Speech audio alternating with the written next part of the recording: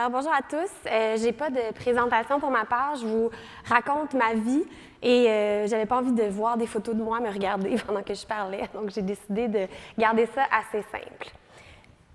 Je m'appelle Marie-Pierre et j'ai 28 ans. Puis j'ai 28 ans, je vous en parle parce que pour moi, c'est vraiment important. Ça a été mon premier surprise party. J'ai été vraiment surprise. Mais surtout, ça a été la première fois qu'à ma fête, les gens pleuraient. Puis ça, c'est quelque chose aussi qui ne m'a pas surpris, mais qui m'a beaucoup touchée. Vous comprendrez que quand je suis née, mes parents se sont fait dire que 28 ans, c'était mon espérance de vie. Donc, mes parents, à ma fête, étaient évidemment très touchés. Mes amis à qui j'avais partagé cette nouvelle l'étaient aussi, et c'est pour ça qu'ils m'avaient organisé cette fête-là. Et tout ça, c'est parce que quand je suis née, on m'a diagnostiquée avec la fibrose kystique. On m'a dit qu'au HEC, il y avait des Français parfois, donc pour la population française de la salle, la fibrose kystique, c'est la mucoviscidose. Et la fibrose kystique, vous en avez peut-être déjà entendu parler.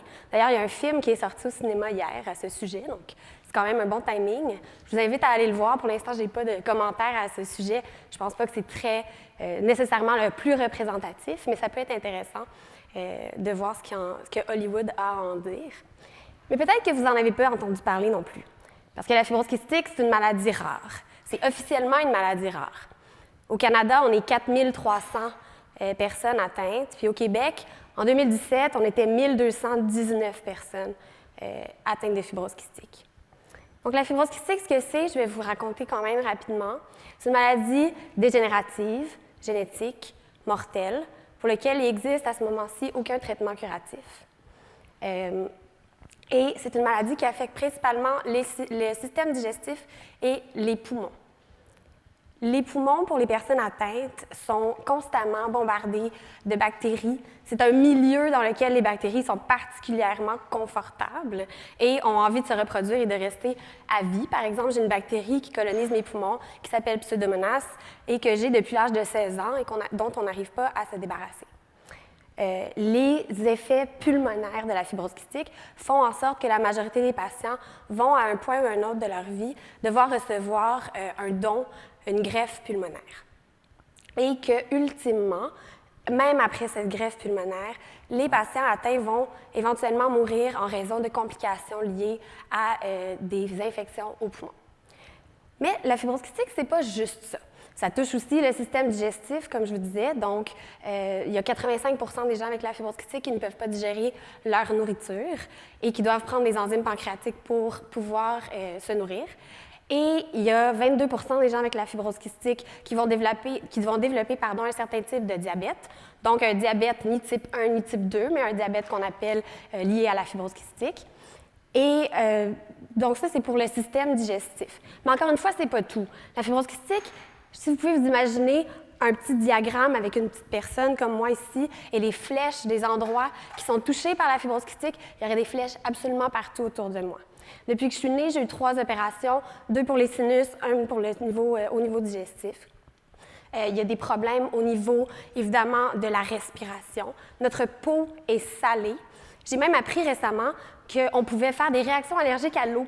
C'est très intéressant, vous imaginerez.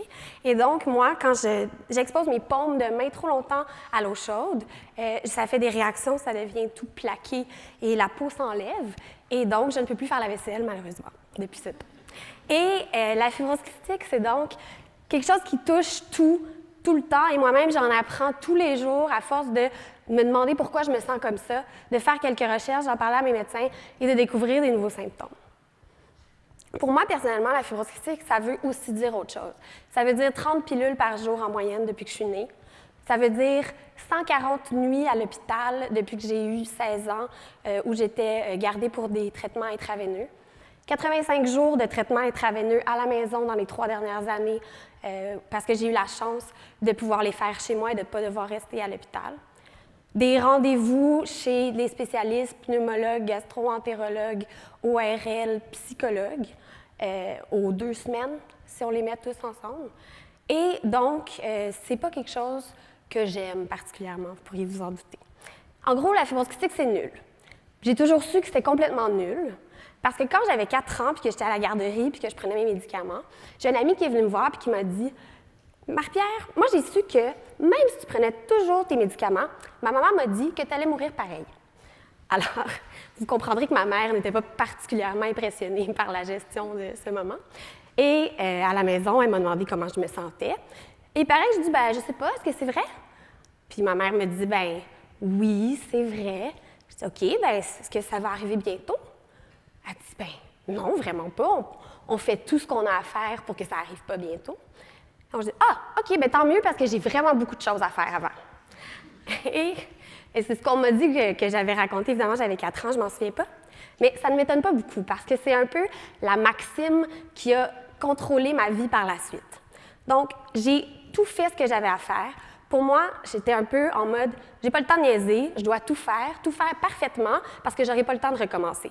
Je peux pas faire d'erreur. Et donc, je suis allée à l'école, je suis allée au secondaire, je me suis impliquée dans tous les comités. J'ai gagné la médaille du lieutenant-gouverneur pour mon bénévolat. Ensuite, je suis rentrée au cégep, j'étais dans encore tous les comités. À l'université, association étudiante, concours de plaidoirie, on en nommera. J'ai décidé aussi de faire un double bac parce que c'était pas assez. Il fallait que ça aille plus vite. Et ça a culminé un peu dans ma 3e année d'université quand j'ai décidé qu'en plus de mes cours de double bac, j'allais créer un poste additionnel dans l'association étudiante pour gérer les gens qui étaient en double bac. Et j'allais aussi participer à ce concours de plaidoirie où on s'est rendu à la finale nationale, évidemment. Et ensuite de ça, j'allais aussi faire la course au stage. Puis la course au stage, dans le milieu du droit, je ne sais pas si certains d'entre vous sont familiers avec ce processus-là, mais c'est un truc un peu loufoque où pendant 3 semaines, tu mets ta vie on hold et tu fais toutes sortes d'entrevues qui sont à Montréal pour la plupart, alors que moi, j'étudiais à Ottawa. Et donc, tu prends le train, le bus, le Amigo Express, tu te rends à tes entrevues et ça se passe toujours à peu près pendant les examens de mi-session. Fait que c'est vraiment un moment génial. Et donc, j'ai commencé ça très confiante et je suis évidemment tombée malade. Et ce qui s'est passé, c'est que j'ai commencé pendant une première entrevue à faire de la fièvre. Puis là, je me suis dit, bon, qu'est-ce que tu dis, fibrose kystique, que j'ai pas le temps. Et j'ai commencé à me sentir très mal. Puis, en fait, ce qui s'est produit, c'est que, dans le fond, je suis juste vraiment tombée très malade et j'ai quand même continué le processus.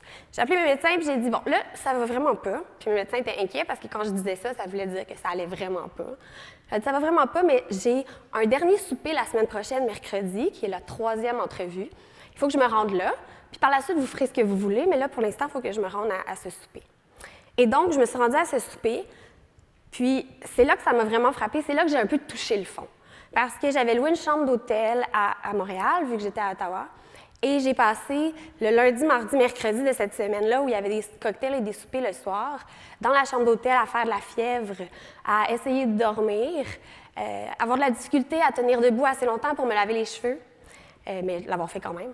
Et être sortie de ma chambre d'hôtel pour pouvoir aller à mon cocktail.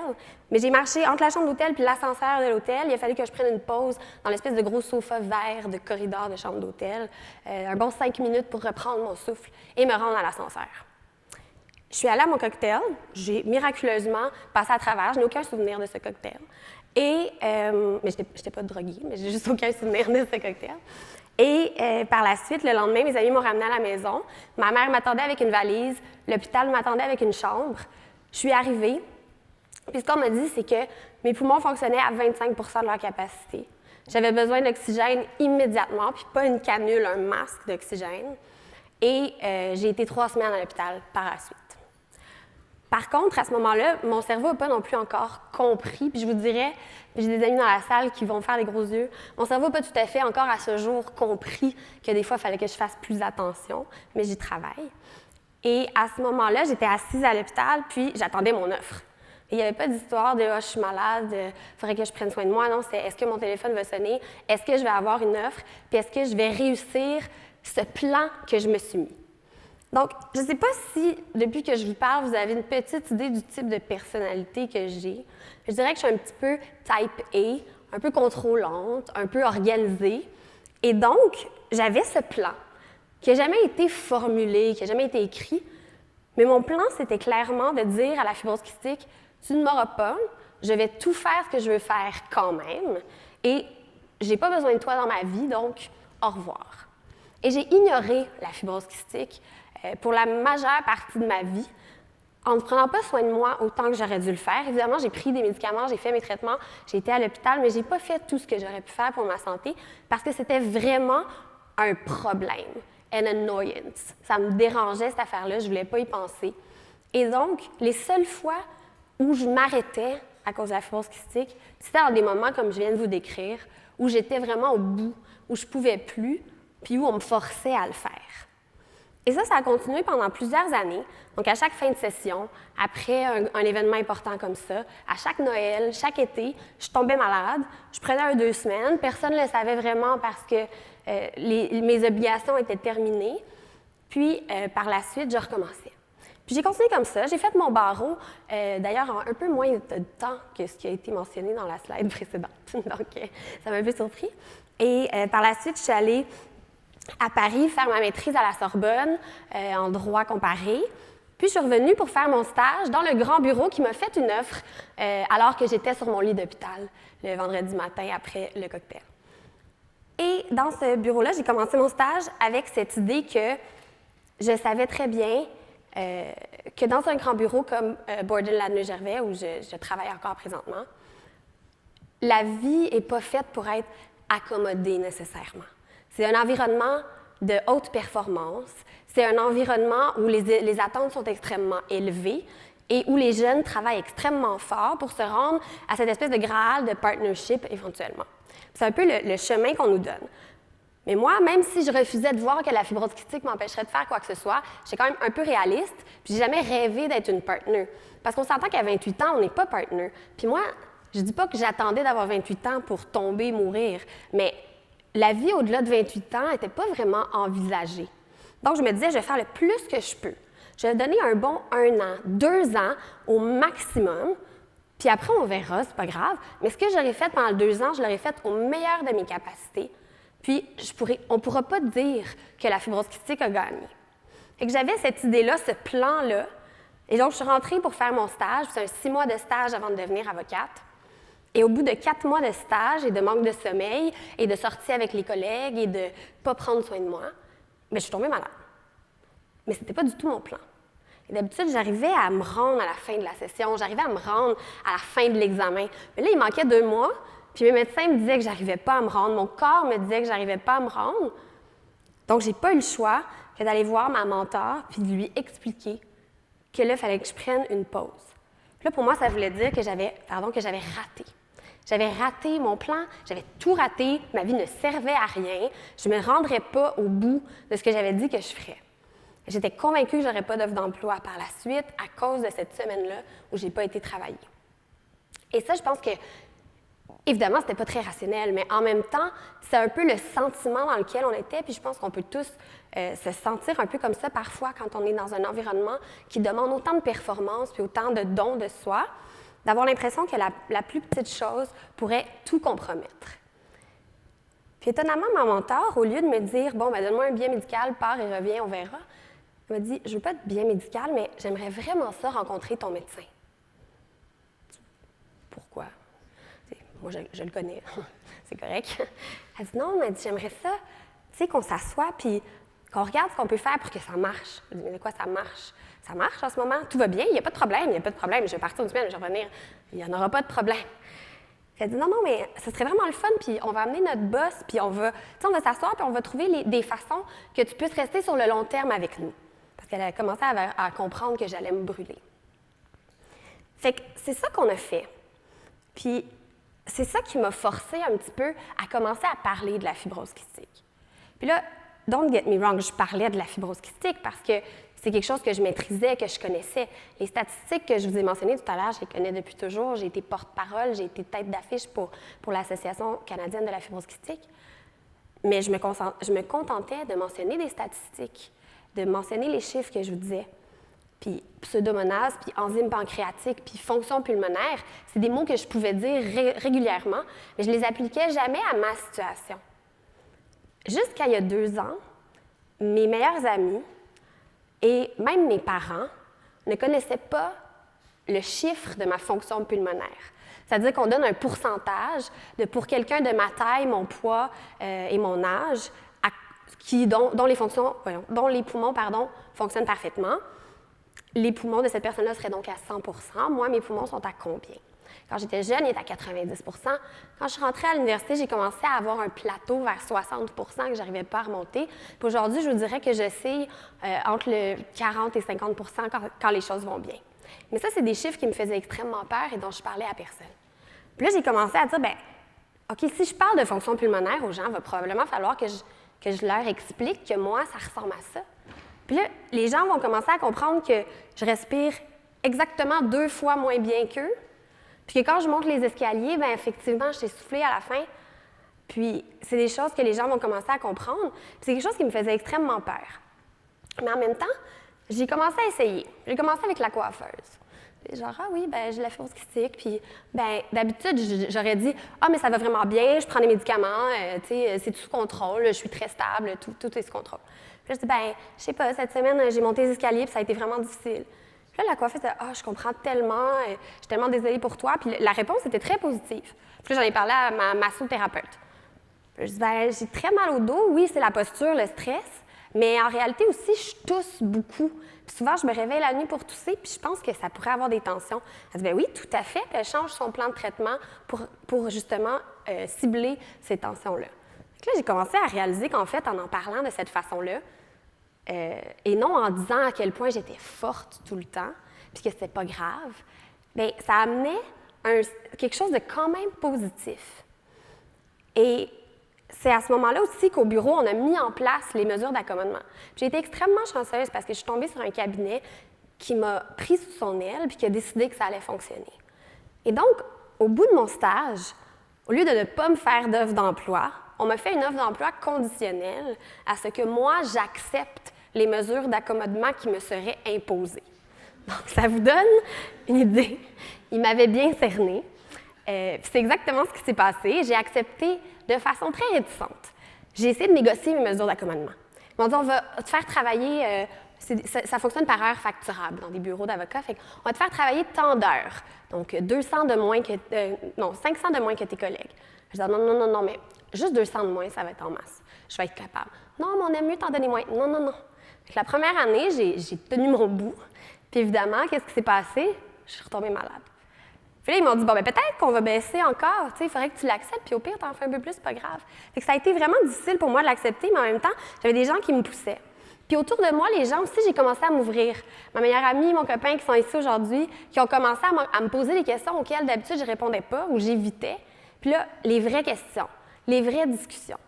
Puis là, c'est devenu que même un souper de samedi soir, où est-ce qu'on parlerait de nos problèmes de job, de nos relations plus difficiles, bien, ça devenait un sujet comme ça où est-ce que bon souper, bon vin, quelques larmes, on en parle, c'est correct, puis on a un support. Puis c'est quelque chose à quoi je ne m'attendais vraiment pas. Puis à partir de ce moment-là aussi, on a commencé à me demander de parler à des événements, comme aujourd'hui, par exemple, mais aussi de faire un article dans un journal en droit, notamment, de parler à certains événements de levée de fonds également ou auprès d'autorités gouvernementales. Puis ça m'a forcé à réfléchir. Puis je me suis dit, mon discours d'habitude de « je suis forte, je suis capable, je me relève », je le trouve pas approprié parce que ça m'a pas servi dans la vie d'être forte puis de me relever. Ça m'a servi pour me rendre où je suis puis je le regrette pas. Mais c'est pas ça qui fait qui je suis parce que ça, j'ai pas le choix de le faire. Le combat qu'on m'attribue, je ne l'ai pas choisi, je n'ai pas le choix. Si je me relève le lendemain, c'est parce que je n'ai pas le choix. Mais si je décide, puis là, c'est là que ça devient un peu quétaine, mais en même temps, c'est ce qui est ressorti de ma réflexion. Si je décide que ce dont j'ai tellement peur, c'est-à-dire la vulnérabilité qu'il y a à l'intérieur de moi, je l'accepte, je ne suis pas rendue là, mais j'essaye. Je l'accepte, puis j'en parle d'une façon très ouverte. Bien, en réalité, ce qui se passe, c'est que du positif. C'est du positif au travail. Pour moi, mais aussi pour le travail, les attentes sont gérées en conséquence. Une des mesures d'accommodement qu'on a mis en place au travail, c'est que les mercredis, je travaille de la maison. Comme ça, si je me sens pas bien, il n'y a pas de pression. Comme ça, si j'ai un rendez-vous à prendre chez un spécialiste, je le prends le mercredi. Puis ça, maintenant, mes collègues de travail, le mardi, me disent « À jeudi, c'est aussi simple que ça. » Alors qu'au début, ça me faisait paniquer. Je me disais que j'aurais pas de dossier intéressant, que je me ferais pas, qu'ils me garderaient pas ou des choses comme ça. J'ai réalisé qu'en fait, tout le monde était gagnant dans ce milieu-là ou dans ce genre d'accommodement-là. De même, avec mes amis, ma famille, on s'est rapprochés. parce qu'on a pu avoir ces discussions-là. Puis pour la communauté fibrose kystique à travers le Canada, mais pour la communauté aussi, juste des personnes qui sont atteintes de certains problèmes de santé, quels qu'ils soient, ou d'autres genres de problèmes, de voir que cette vulnérabilité-là, ça peut apporter quelque chose de positif au lieu de devoir la cacher, surtout dans l'espèce de monde hyper performant où on est. Puis de voir, puis de comprendre que vulnérabilité puis succès, c'est pas incompatible. Moi, personnellement, ça a changé ma vie. Puis je pense que ça peut changer celle de d'autres personnes aussi. Puis, quand je pense à ce plan que je m'étais mis en tête, j'ai pas eu le choix de le remettre en question. Puis le mois prochain, ça va faire 2 ans que je suis avocate chez Borden Ladner Gervais, puis je prévois rester là encore de nombreuses années. Donc, je pense que pour moi, ce plan-là, il est plus valide et qu'en ayant osé être vulnérable, je pense qu'on peut faire de grandes choses. Merci.